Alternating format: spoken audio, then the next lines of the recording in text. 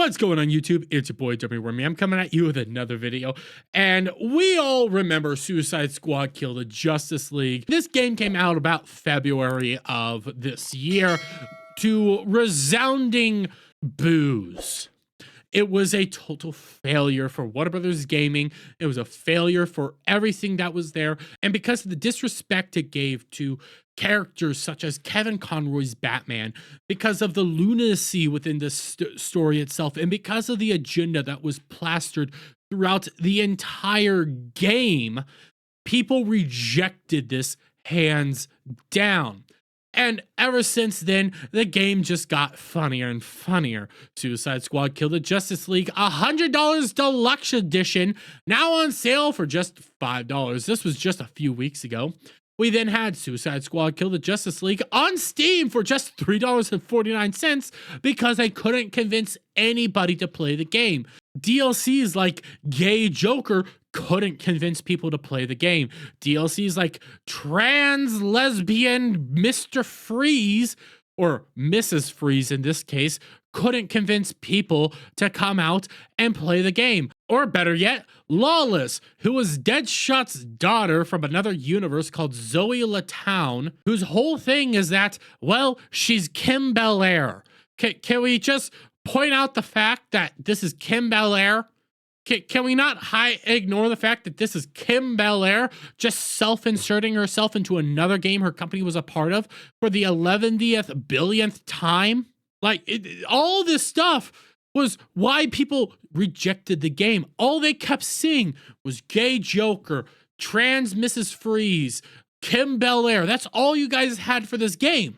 And now, just a week or so ago, you announced the next DLC character. Somebody people actually wanted. Something people actually cared about. Deathstroke. And by the way, this Deathstroke looks badass. He actually looks intimidating. He looks like somebody people would actually enjoy to play. This is what you should have led with the entire time. But guess what? All of it's for naught because we got the announcement. Warner Bros.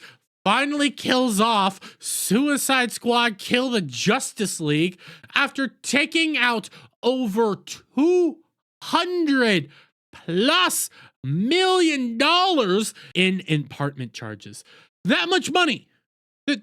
That's much money you've lost as of right now in one set of charges.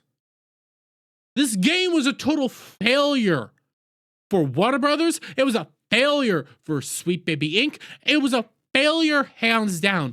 Everything that went into this game was a bad idea. And the one time you show us something that gamers would actually like, just a little while later you announce that the game's dead. Shocker! Warner Brothers Discovery and Rocksteady Studios announced it will finally kill off its beleaguered Suicide Squad Kill the Justice League game in January 2025. And a blog post provided details about the game's fourth season. Rocksteady announced, with Deathstroke joining the roster, the Suicide Squad's crusade against Brainiac is drawing to an end. Season 4 will finish up with Episode 8, which is scheduled to release in January 2025, and that will serve as the last seasonal episode of Suicide Squad Kill the Justice League. While Season 4, Episode 8 will mark the final battle against Brainiac, all online features will continue to be available, so you'll still be able to enjoy co-op friends as well as all previous seasonal episodic content. You'll also have the option to play the game via the new offline mode, which allows access to the main story campaign and all post-launch seasonal gameplay content without an internet connection, the company added. Oh, look! No longer need to constantly be online to play the game, guys. No, we can finally play it offline. The game's cancellation is no surprise. The game only achieved an all-time peak concurrent player count of just 13,459 players when it released at the beginning of February. The game players quickly abandoned the game, with the game having 24-hour peak of less than 200 players throughout the month of November. And when we come back over here, hey, you know, you got up to 1,000. Got up to 1,000. Congratulations in the last 24 hours. On top of the game's player counts being abysmally low, Warner Bros. Discovery also admitted it took out a 200 million impairment charge on the game. The company's chief financial officer, Gurner Winfield, revealed during the company's first quarter earnings results webcast. Starting with the studios, the $400 million year-over-year decline during Q1 was primarily due to the very tough comp we faced in games against the success of Hogwarts Legacy last year in the first quarter, in conjunction with a disappointment Suicide Squad release this past quarter, which we impaired, leading to a $200 million impact to EBITDA during the first quarter. And this is something that we talked about months ago at this point, that this game was just a monumental financial disaster. This game, everything that went into development of this game was a monumental disaster. Sweet Baby Inc. being involved was a disaster. All the focus on identity politics, every ounce of modern day agendas, everything that was just shoved in this game was a disaster. This game should have never seen the light of day.